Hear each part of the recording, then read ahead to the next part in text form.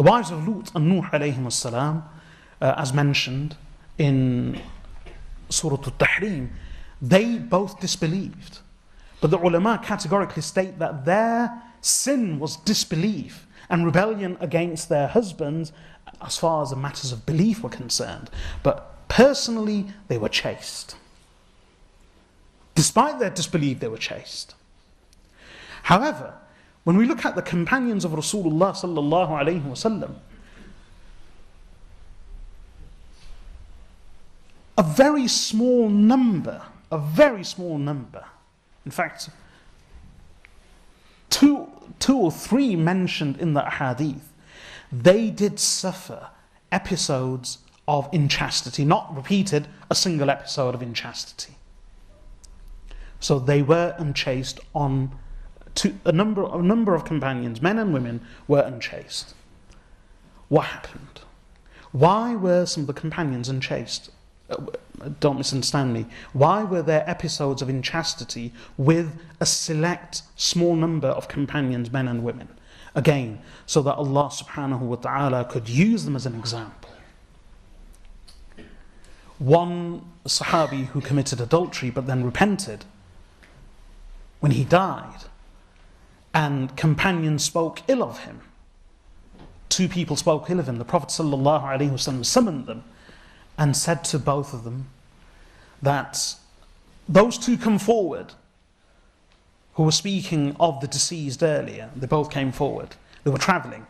There was a carcass of a dead donkey on the road with its legs pointed up towards the sky. Prophet sallallahu alaihi wasallam said to both of them, dismount and devour and eat from this carcass. They said, Subhanallah, Ya Rasulullah, how can we eat the carcass? Prophet sallallahu alaihi wasallam said, what you devoured of your brother a few moments ago was a worse devouring than this. You backbited and you consumed the flesh of your dead brother. And then the Prophet sallallahu alaihi wasallam said, and this hadith has been related by many, including Imam Abu Dawud in his Sunan and others, Imam Abu Dawud al-Tayalisi and many others. Prophet sallallahu alaihi wasallam said, by Allah, even now I can see him diving into the streams of Jannah. There was another woman who committed adultery, and when she died, others uttered something in contempt. Rasulullah sallallahu alaihi wasallam said, indeed she has repented such a repentance that if her individual repentance was to be distributed equally across all the people of Medina, it would suffice all of them. So yes, they were believers, but they suffered an episode of inchastity.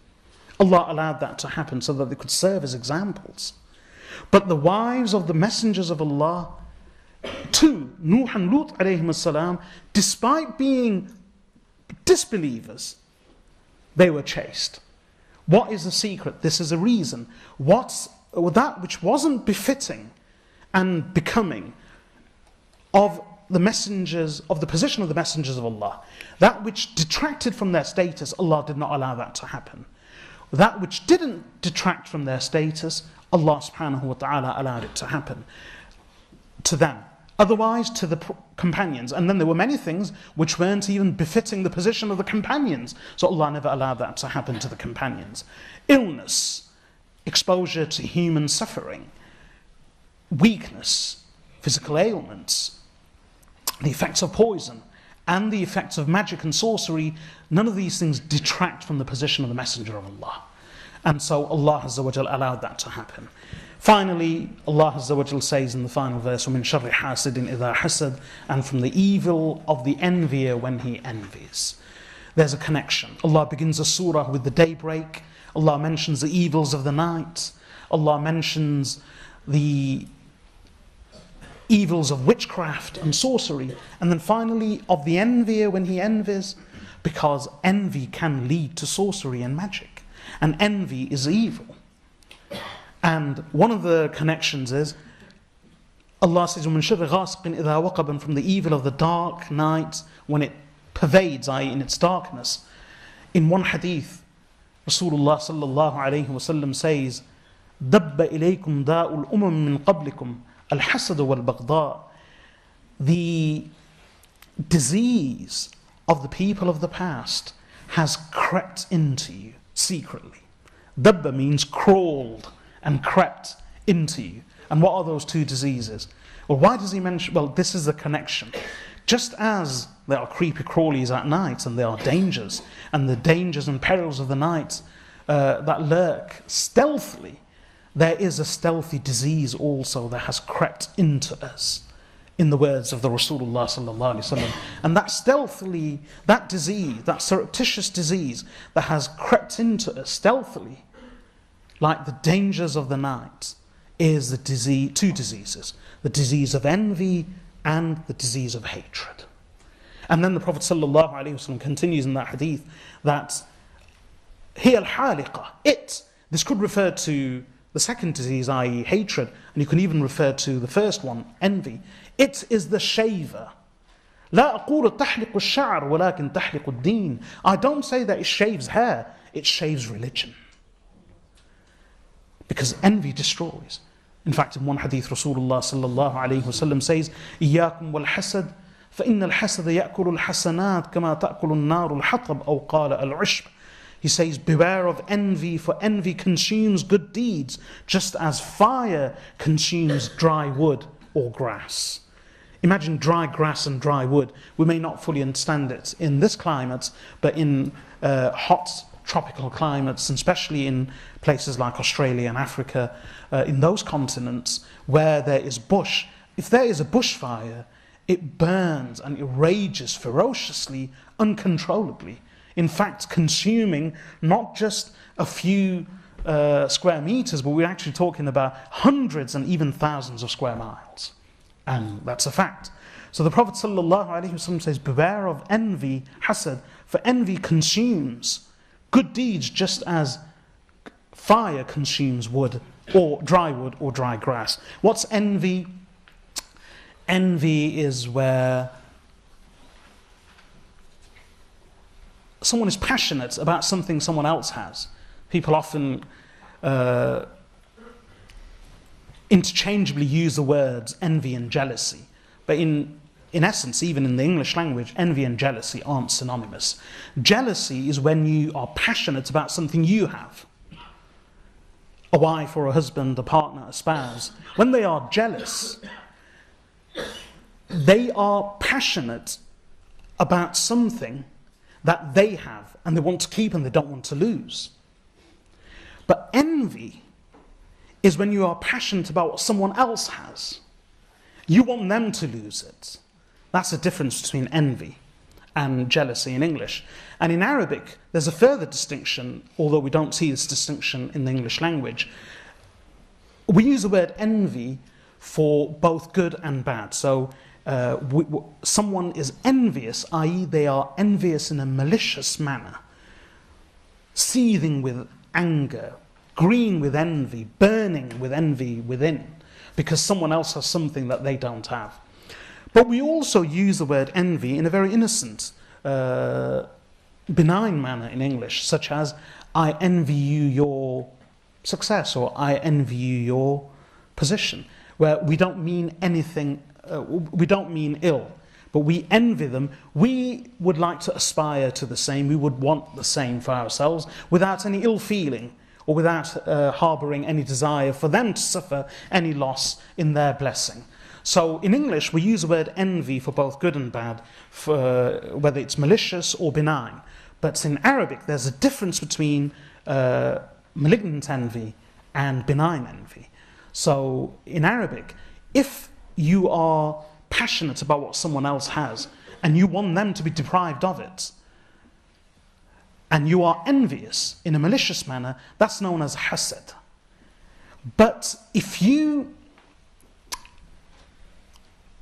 envy someone something that they have in a very benign manner, and you wish the best for them, but you only hope that you could have the same, and it's benign, then that is known as ghibta in Arabic. Ghibta.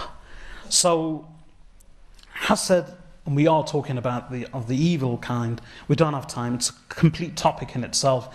I'll just leave you with just one or two final thoughts about envy. Allah Azza wa Jal says in the Quran, أَمْ يَحْسُدُونَ النَّاسَ عَلَى مَا آتَاهُمُ اللَّهُ مِنْ فَضْلِهِ that what? Do they envy people what Allah has bestowed upon them of His bounty? And that's why Abdullah ibn Mas'ud radiyallahu anhu would say, لا تعادوا نعم الله. Do not become an enemy of the blessings of Allah. Do not oppose the blessings of Allah. So a student said to him, or Abdullah ibn Mas'ud, how is it possible for anyone to become an enemy of the blessings of Allah? So Abdullah ibn Mas'ud radiyallahu anhu says, when Allah bestows His blessing upon someone and you are envious of that blessing, then you are opposing and becoming an enemy of the blessings of Allah. In fact, you're almost objecting to Allah subhanahu wa ta'ala. That's what this verse says, that ultimately, if you are unhappy about what someone else has, then in reality you are complaining about Allah subhanahu wa ta'ala giving them what He wishes to give them. So, أَمْ يَحْسُدُونَ النَّاسِ. What do they envy people, what Allah has bestowed upon them of His bounty? And the Prophet ﷺ was a victim of envy. In fact, this verse is related to Rasulullah ﷺ. And there are other verses also which speak about envy. In fact, in one verse, أَهُمْ يَقْسِمُونَ رَحْمَةَ رَبِّكَ نَحْنُ قَسَمْنَا بَيْنَهُمْ مَعِيشَتَهُمْ فِي الْحَيَاةِ الدُّنْيَا وَرَفَعْنَا بَعْضَهُمْ فَوْقَ بَعْضٍ دَرَجَاتٍ. Allah says, this is in relation to the Quraysh. Again, they said, لولا نزل هذا القرآن على رجل من القريتين عظيم.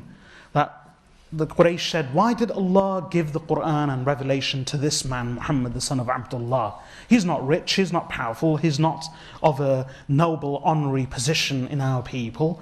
If Allah wished and He wanted to make a messenger, then لولا نزل هذا القرآن, why wasn't this Quran revealed على رجل من القريتين عظيم, upon a great man from the two cities? And the two cities means Ta'if and Mecca. So why wasn't one of the leaders of Quraysh from Mecca chosen for prophethood? Or why wasn't one of the leaders of Banu Thaqif in the city of Ta'if chosen for prophethood? So this is similar to our objection when we are envious of someone. Why does he have that? Why does she have that? So Allah Azza wa Jal say, why don't we have it? Allah Azza wa Jal says, أَهُمْ يَقْسِمُونَ رَحْمَةَ رَبِّكَ. What? Do they divide and distribute the mercy of Allah? نحن قسمنا بينهم معيشتهم في الحياة الدنيا. We are the ones who have distributed their livelihood between them. And there are other verses, there are many ahadith about this topic of envy. I've spoken on it in detail, devoting the whole talk to just envy, refer to that. I'll end with just one or two quotes about envy. In reality, it doesn't make sense being envious. Envy consumes energy and your brain cells. We have a limited amount of energy and a limited number of brain cells.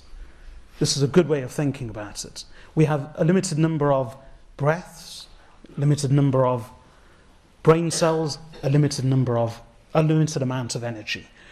Why should we burn that energy and consume it on someone else? Why not put that to good use? If someone has something, pray to Allah for the same. Work towards the same, rather than pursue that individual and seethe with anger within. And that's all envy does. Envy is a fire. It consumes our good deeds, just as fire consumes wood and dry grass, in the words of the Messenger sallallahu alaihi wasallam. It consumes our brain cells, it consumes our energy, and it's a fire that rages within.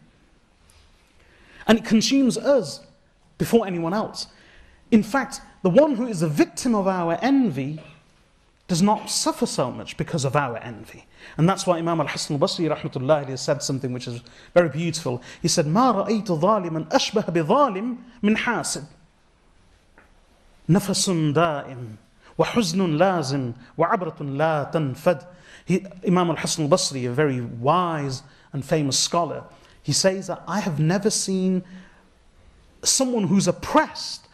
I have never seen an oppressor who seems more like an oppressed one. I have never seen an oppressor and a perpetrator of a crime who actually seems more like the oppressed and the victim himself. So, than a hasid an envier. When you look at an envious person, in reality, he is perpetrating the sin and crime of envy against someone else. He is the one who is oppressing another and being unjust to another with his crime and sin of envy. But in reality, he looks more like the oppressed than the victim himself. Because nafasun da'im, he says, endless sighs. Huznun nazim, inseparable grief. Wa'abratun la tanfad, and endless tears. And that's him, not the victim of his envy. So it's fire which consumes a person from within. It doesn't make sense. It requires so much energy. It's far better for a person to be happy for someone else. That relieves an individual.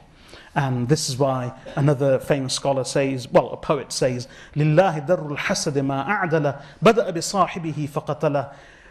To Allah belongs the wonder of envy. Envy begins with the envier and it kills him. Envy begins with the envier and it kills him. And there's another beautiful poem which says that وَإِذَا أَرَادَ اللَّهُ نَشْرَ فَضِيلَةٍ طُوِيَتْ أَتَاحَ لَهَا عَيْنَ حِسُودِ لَوْلَا اشْتِعَالُ النَّارِ فِيمَا جَاوَرَتْ مَا كَانَ يُعْرَفُ طِيبُ عَرْفِ الْعُودِ. It rhymes.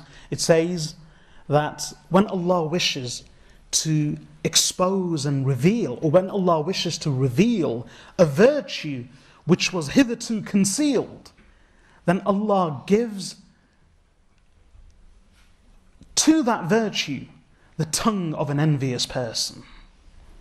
So that person constantly talks about the victim of his envy, and the virtues and the good deeds of that victim of envy appear and are revealed to the people. And then there's a very beautiful couplet that follows it, which says, لَوْلَا اشْتِعَالُ النَّارِ فِيمَا جَاوَرَتْ. If it wasn't for the bursting of fire and the inflammation of fire, and it's lighting up what's in its immediate surroundings, مَا كَانَ يُعْرَفُ طِيبُ عَرْفِ الْعُودِ. The fragrance of oud would never be known.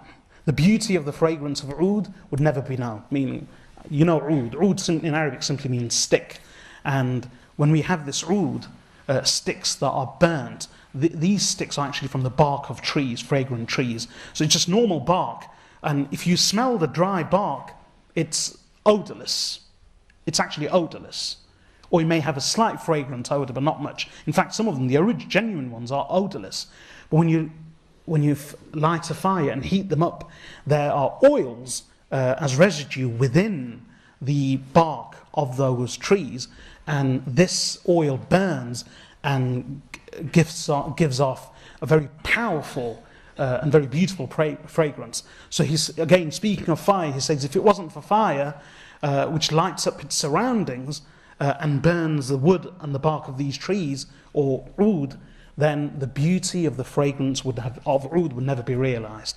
And again, he speaks about the individual, that when the fire of envy rages within an envious person, it burns and consumes him, but it actually gives off the fragrance of other people's virtues and the virtues of the victim of his envy. I end with this. This brings us to the end of Surah Al-Falaq. May Allah subhanahu wa ta'ala enable us to understand His words and to draw wisdom and learning and lessons from them.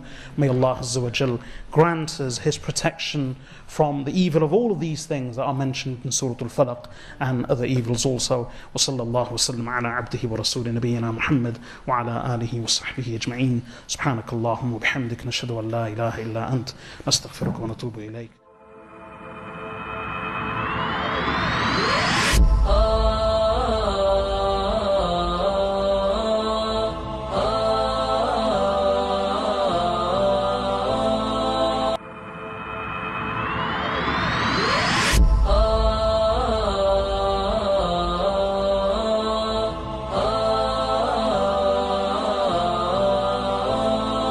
كن سعيدا كن فريدا عش